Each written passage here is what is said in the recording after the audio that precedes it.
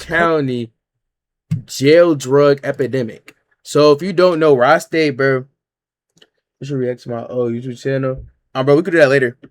Bro, like basically where I stay, I don't stay in Cook County. I'm not gonna say the county I live in, but I don't live in Cook County. But everything I do is in Cook County, including obviously Chicago and stuff. So this gonna be interesting. I'm not gonna lie. I want to check it out. This should be cool. Cook County sheriffs are battling against a serious and invisible drug epidemic called paper strips. What happens is smugglers take harmless looking items like books, court documents, or family photos, and they soak them with synthetic chemicals ranging from cannabinoids to fentanyl, some of which are lethal and lead to overdose deaths. So today, Cook County Sheriff Tom Dart invites me in to show me how his team of officers fight against this problem. And we even see a raid on a high security cell block that uncovers drugs and homemade shanks. So join us now, but first a quick word from the sponsor of today's episode. All right, folks, I'm sitting at the airport about to board a flight, and I got some time on my hands, and I'm always looking for ways to make a little extra money, and I think you might be too. And that brings me to the sponsor of today's video, Free Cash. So I pop it right open, and first thing I see is Dice Dreams. So I'm gonna click the offer, start playing these games, and as you level up, you start making some money. This is not gonna retire you. This is just a little extra for cash out. Amazon with over 200 testing. You will get a $10 bonus on the first game you play. No free promo. Now, substance abuse and dang, that was a long ad. Deaths. When this document contains raw footage of correctional facilities, substance abuse, and covers the topic of drug overdose and death, you or someone. Okay, if you see this number, everyone. All right, cool. If you or someone you know is struggling with addiction, call the national helpline you see on the screen.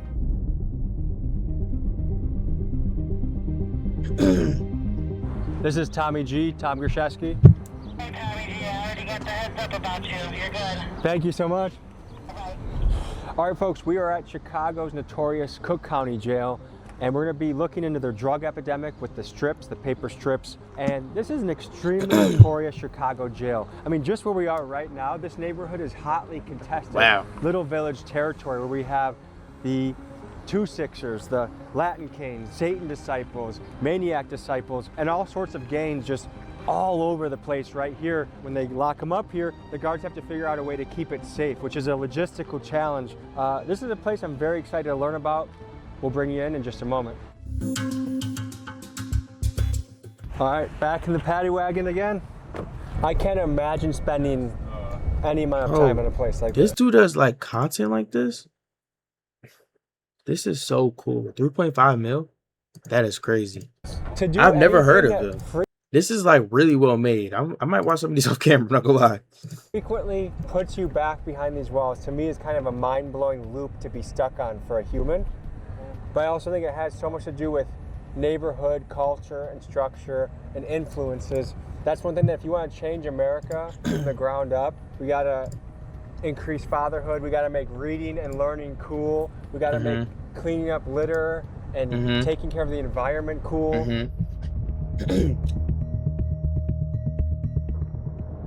Who are we with right now? Tom Dart, Sheriff of Cook County. Tommy, nice to meet you. Good to meet you. And you're going to be taking us on a tour? Yeah, we're going to go into Division 6, which is one of the, about like 15 different divisions that we have right now here at Cook County. And do you know how many officers you have on staff at a given time?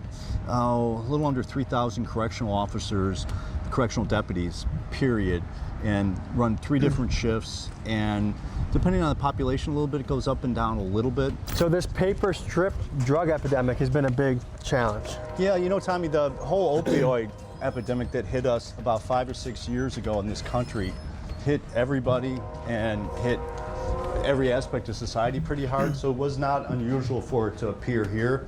Are conjugal visits allowed here? No. In visitations in jail, traditionally they occur behind bulletproof glass with little screens to yell through. We've allowed to where people are sitting at tables. Not only we encourage the kids to hug their dad when they get there. That's huge. Yeah.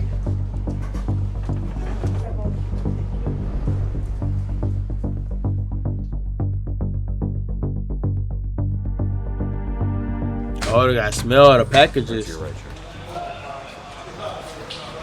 So we're going to the basement of Cook County, and apparently it's like a tunnel system under here. It's easy to get lost. This is a behemoth of a building. I mean, to house 6,000 inmates at a time and up to 9,000, just the infrastructure that needs to happen is considerable. You have to remember, a lot of jails are kind of like paramilitary organizations. They have a hierarchy in the guards, and there's a certain way you can walk and talk, and it's almost like boot camp for criminals, bad guys. So which unit are we in right now? We're in Division 6 down in the basement, and we're heading to the mail room. And this is known as kind of medium security area? Yeah. Okay. Hey, bud. Good seeing you. So this is seized paper strips. Mm-hmm. Yes. Yeah, that was one of the major problems, was two things. One, a lot of the stuff we were getting wasn't traditional narcotics. And so a lot of testing didn't show much, because originally when this first hit us, they were using stuff like rat poison. People were smoking rat poison? Oh yeah.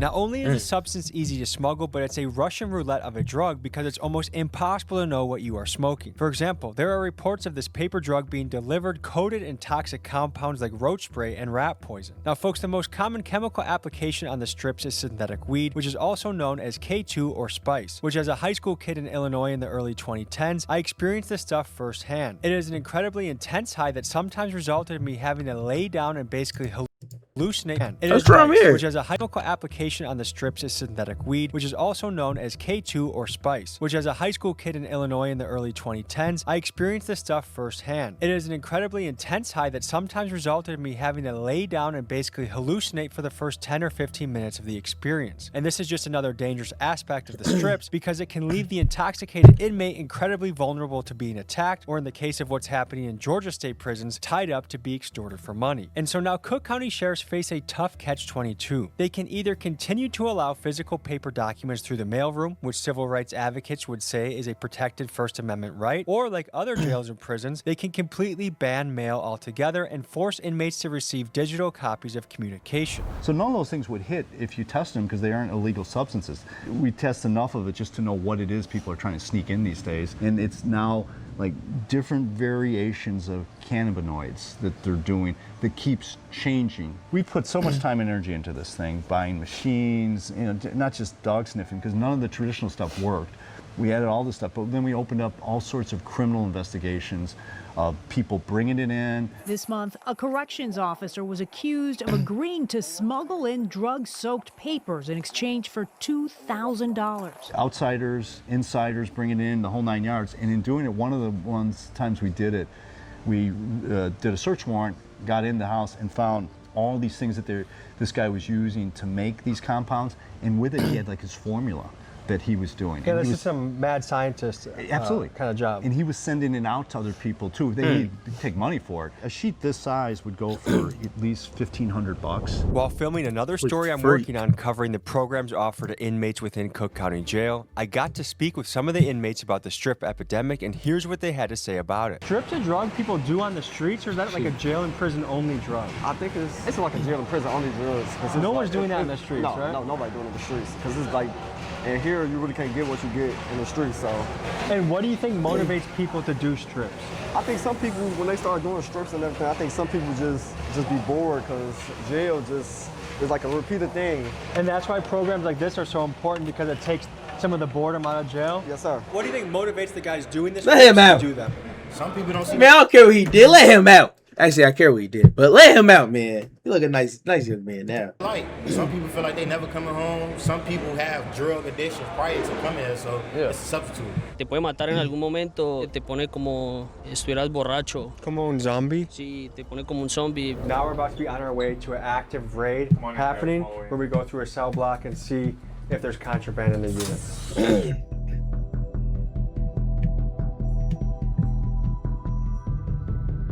And now we're walking through legendary doors here. Anyone that is in the streets in Chicago knows about Cook County Jail. And famous rappers have been behind bars here. King Von, Little Durk. Snap.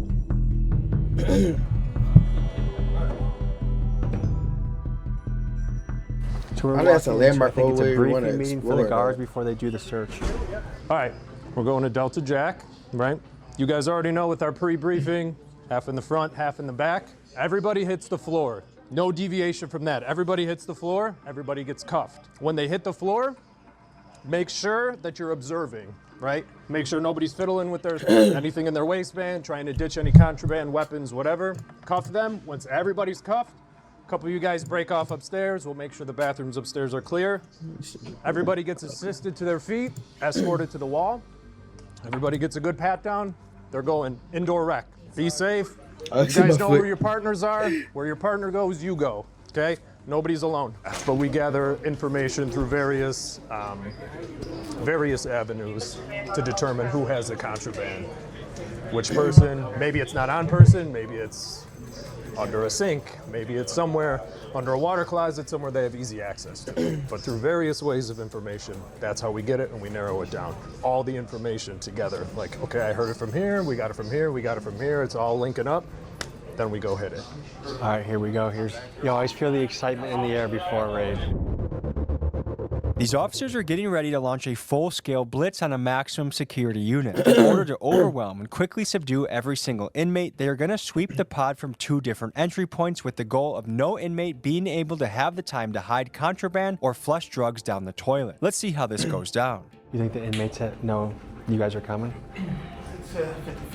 We usually don't hit it this late, so it might be a good chance that they don't think we're coming. Okay.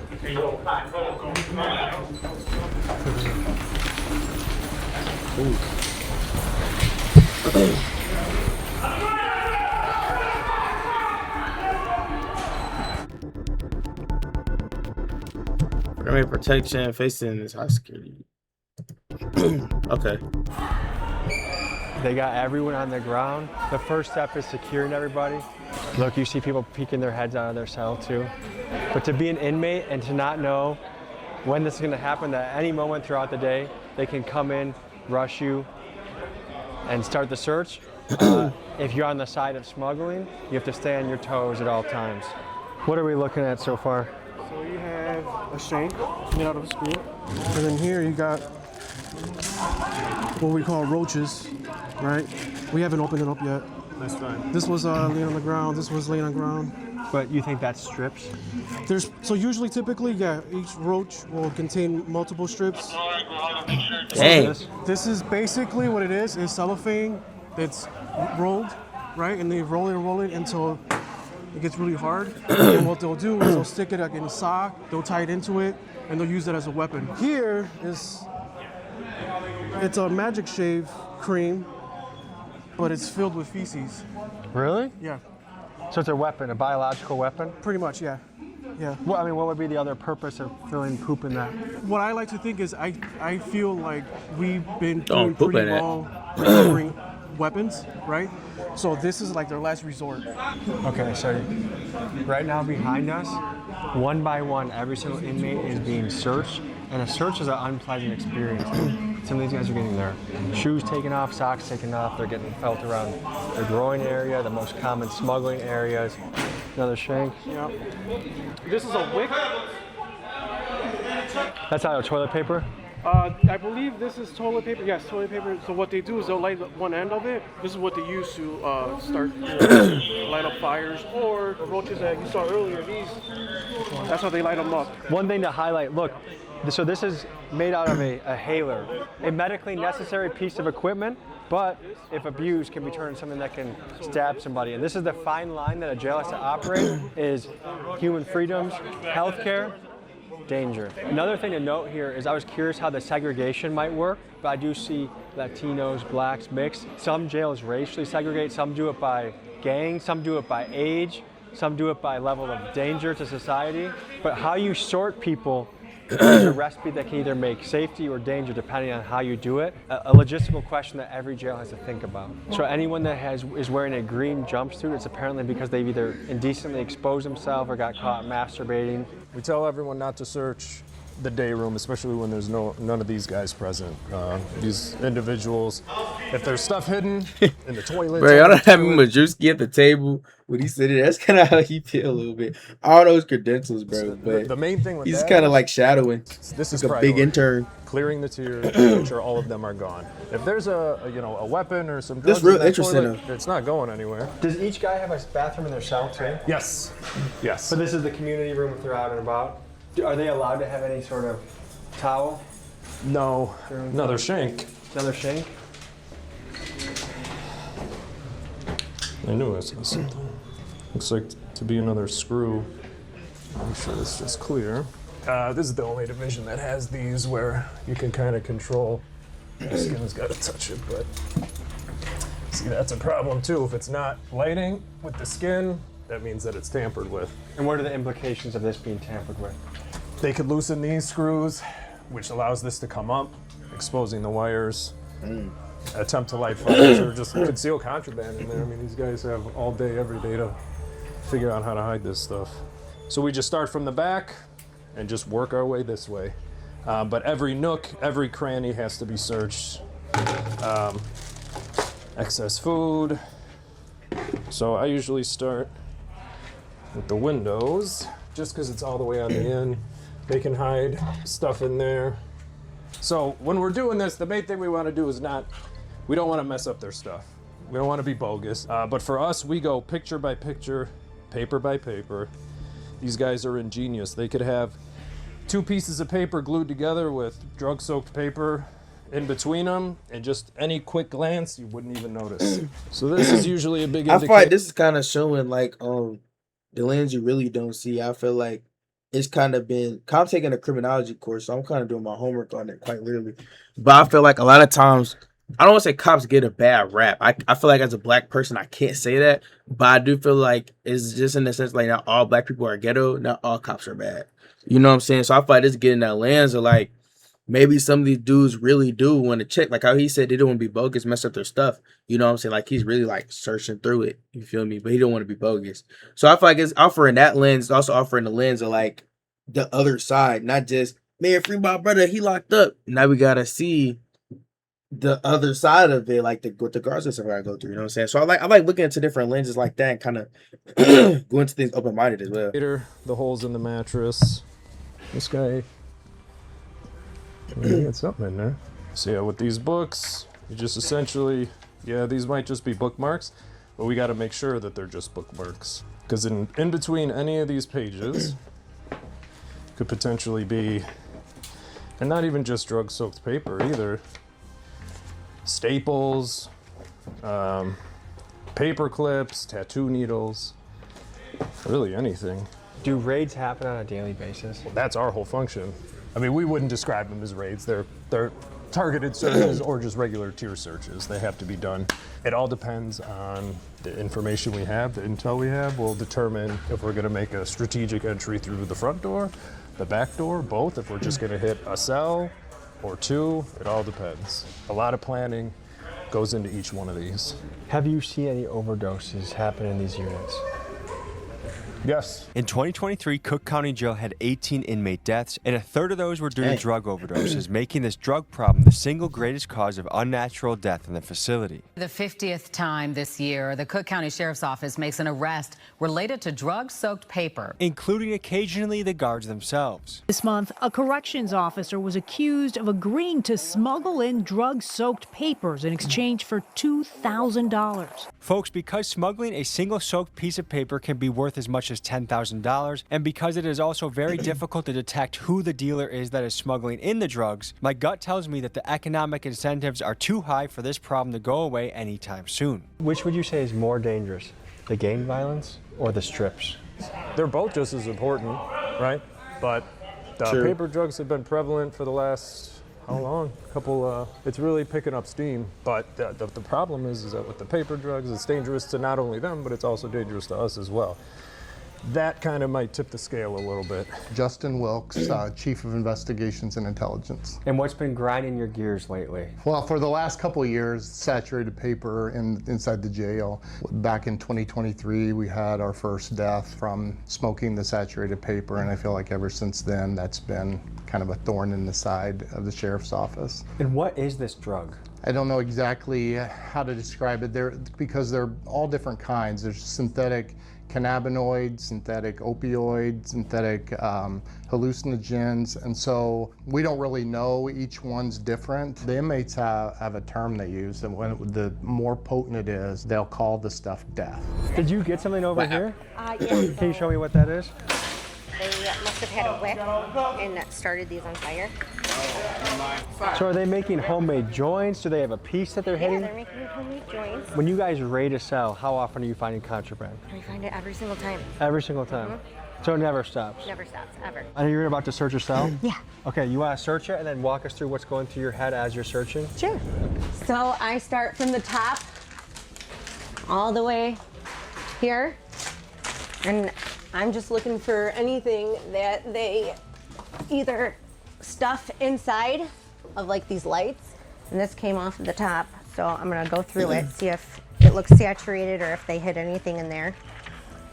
How long have you been doing this for?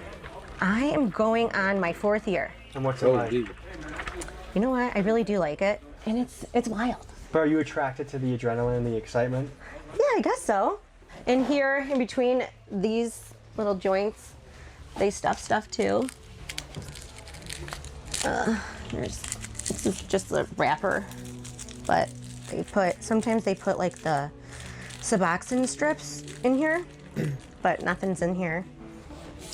Which drug would you say causes you the most trouble nowadays? Probably the drug soaked paper. It looks like a very uncomfortable drug to do. It's actually kind of scary. The way they look when they're on that doesn't look like it's enjoyable. What do we have here? What are we looking for? Well, we search everything, so this was tied on the door, but like this they can't keep.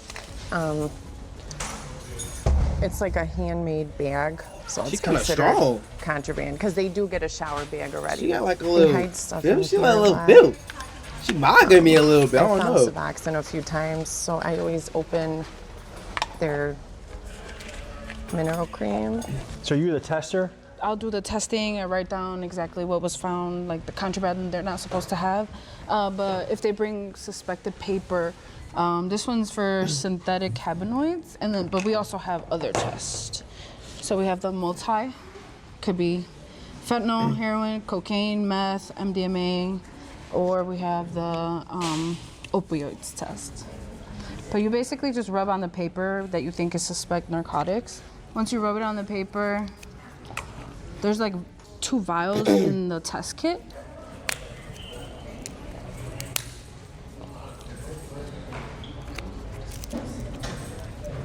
So this one didn't show anything. So it's not, if it's actually something, it's gonna look like this one here. No, this is nothing. Like you can see the different discoloration, and it shows brown would be the cannabinoid. So this is hooch. This is jail-made alcohol. The start of it. You can see there's a little bit of the juice, but they put a lot of different things. Like one time I found one with corn in it. Yeah. Whatever starts it from like the yeast or whatever, that's what they wanted to make that alcohol. And can you describe the scent? It's crazy because it actually smells like alcohol, but it also smells really bad. If someone is caught smoking a strip, do they get extra time added to their sentence? So we will charge them an additional crime. So anybody that is in possession of the saturated paper, depending on the schedule of narcotic that it comes back from the lab being, a lot of times it's a class 1 felony. What does a hit on a paper strip run for in these jails? So depending on the potency, we've seen it up to $10,000 for an 8.5 by 11 sheet of paper. So they will cut those up into little $25 strips. And that's where the overdose comes in, is it's hard to judge the potency until you've tried it. Right. Yeah, and each guy is trying to outdo the other guy. What can a successful paper strip dealer stand to make in a month, you think? In our one case that we had, the guy was bringing in, I don't know, so it's hard to tell because he was distributing it throughout the country. So it wasn't just here that he was doing it, but he was bringing in, I would say, over $100,000 a month. Does it blow your mind to see people return again and again and again to conditions like this? Yeah, our system is broken. Prior to this, I worked at IDOC as well, at Stateville Penitentiary. What are the differences that you've noticed working both This is jail? another good one. Like, you don't like seeing the people Prison, up here all the time. You got guys with guns watching you. Unlike here, it's more, I say it's more controlled. You be walking the line of guys and you got guys with guns on top watching you, making sure nothing happens to you and or anyone else. So. What is it like being lied to so frequently? It's hard because when you want to help someone, you really don't know if they're telling the truth or not, or they're just trying to spin you to gain whatever it is that they're trying to achieve.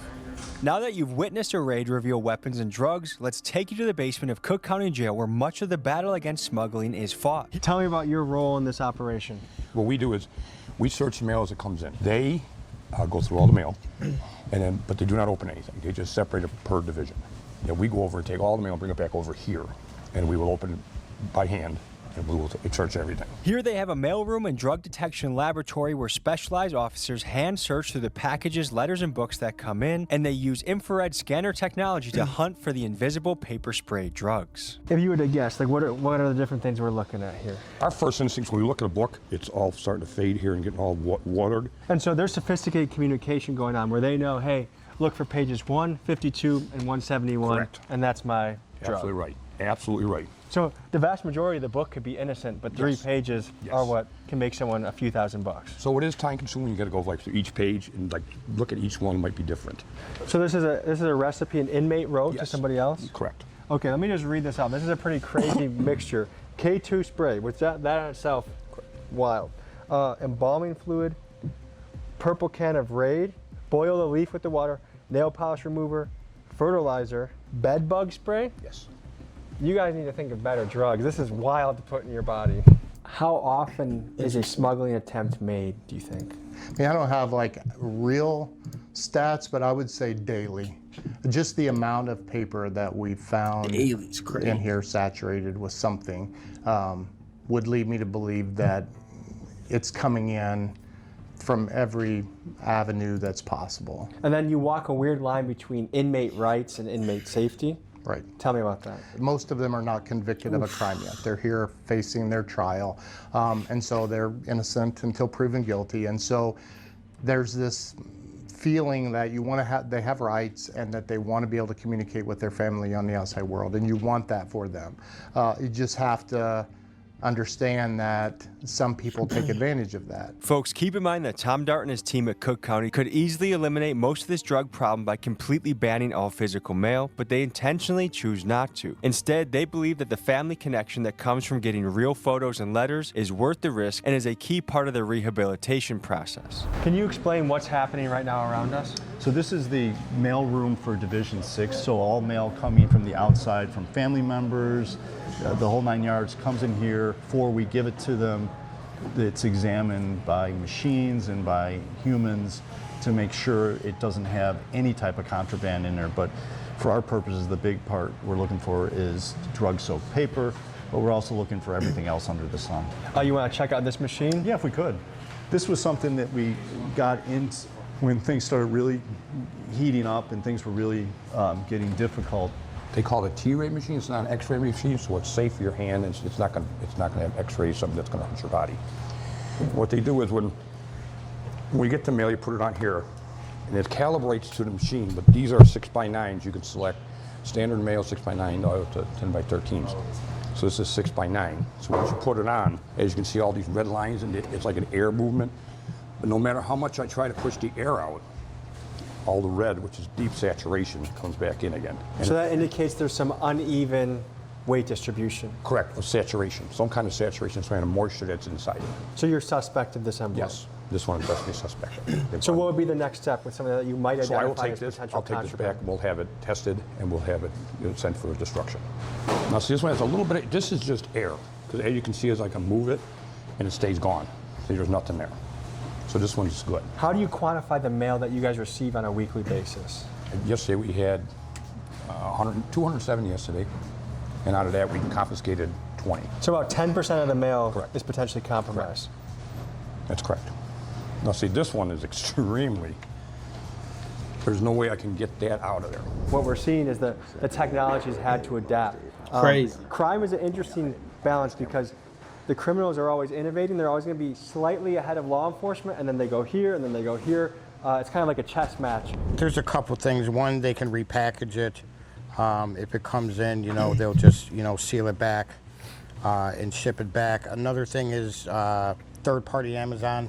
You could get a book and sell it on Amazon, and Amazon gives you shipping labels saying it's coming from Amazon. Technically not coming from Amazon, it's coming from you. Do you ever find yourself being impressed by the ingenuity of these guys? Oh, all the time.